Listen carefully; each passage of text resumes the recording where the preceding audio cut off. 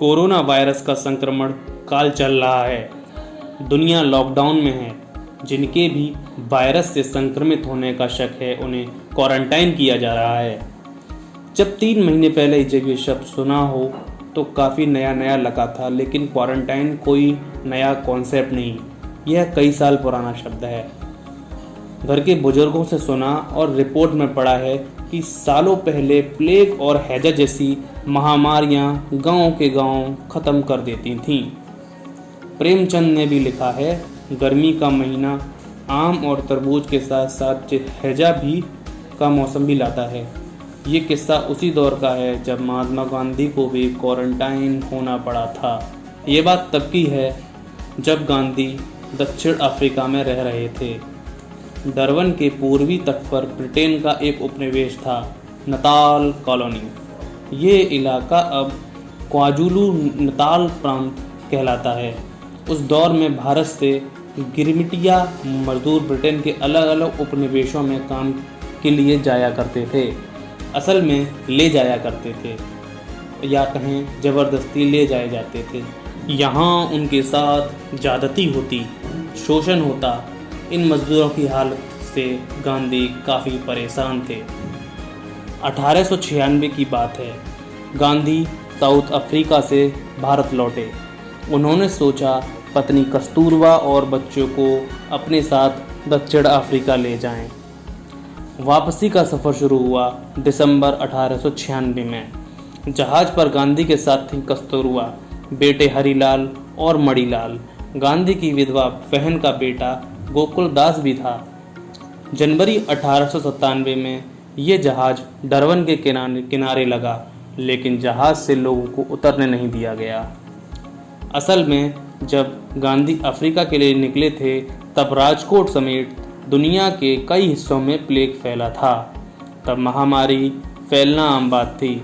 ऐसे में व्यवस्था थी कि महामारी वाले इलाकों से आ रहे जहाज़ या स्टीमर बंदरगाह पर लंगर डालने से पहले पीला झंडा दिखाएंगे। ये झंडा दिखाने के बाद जहाज़ के लोगों की मेडिकल जांच होती थी। सब ठीक रहने के बाद ही वो पीला झंडा उतारा जाता था। वहाँ के मेडिकल विशेषज्ञ मानते थे कि प्लेग के जीवाणु 23 दिन तक जिंदा रह सकते हैं जब जहाज़ को है। इसलिए जहाज़ को भारत से चले 24 दिन पूरे होने तक अलग थलग रखा जाता था। जिस जहाज़ में गांधी थे उनके साथ भी ऐसा ही हुआ था। 13 जनवरी 1897 को जहाज़ से लोग निकाले गए। एम के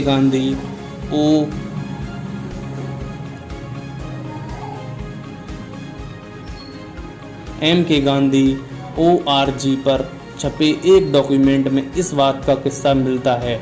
इसके मुताबिक गांधी जब जहाज़ से उतरे तो गोरों ने उनके साथ बुरा व्यवहार किया, उन पर अंडे और पत्थर फेंके। भीड़ ने उन्हें पीटा भी। वहाँ की एक पुलिस सुपरिटेंडेंट की पत्नी ने बीच बचाव करके गांधी की जान बचाई। मामला बढ़ा तो लंदन से निर्देश आया। इसमें नताल सरकार से कहा गया कि वे गांधी पर हमला करने वालों पर कार्रवाई करें। कार्रवाई हुई भी, कुछ लोगों को पकड़ा भी गया, मगर गांधी ने आरोपियों की शिनाख्त करने से इनकार कर दिया। कहा वे गुमराह किए गए हैं, उन्हें सच्चाई का जब पता लगेगा तब उन्हें अपने किए पर पछतावा होगा। मैं उनको क्षमा करता हूँ।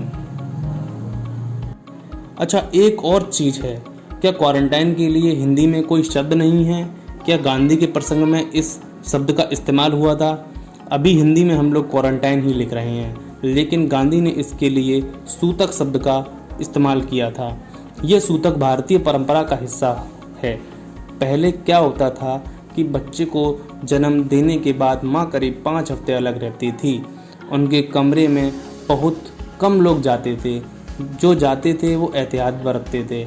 ऐसे ही जब किसी की मौत होती तो सनातन परंपरा में मुखाग्नि देने वाले को 10 दिन तक अलग थलग रहना पड़ता था। इसे ही सूतक कहा जाता है। कई लोग इसे अंधविश्वास मानते हैं तो कई लोग इसके पीछे वैज्ञानिक कारण बताते हैं। तो उम्मीद है दोस्तों ये जानकारी सुनकर आपको काफ़ी अच्छा लगा होगा और आपको ये पता पड़ा होगा कि क्वारंटाइन शब्द कोई नया शब्द नहीं है। हालांकि क्वारंटाइन को शब्द पर जोर कोरोना काल में ज़्यादा दिया गया, मगर इसका प्रयोग पहले भी किया जाता रहा है। धन्यवाद।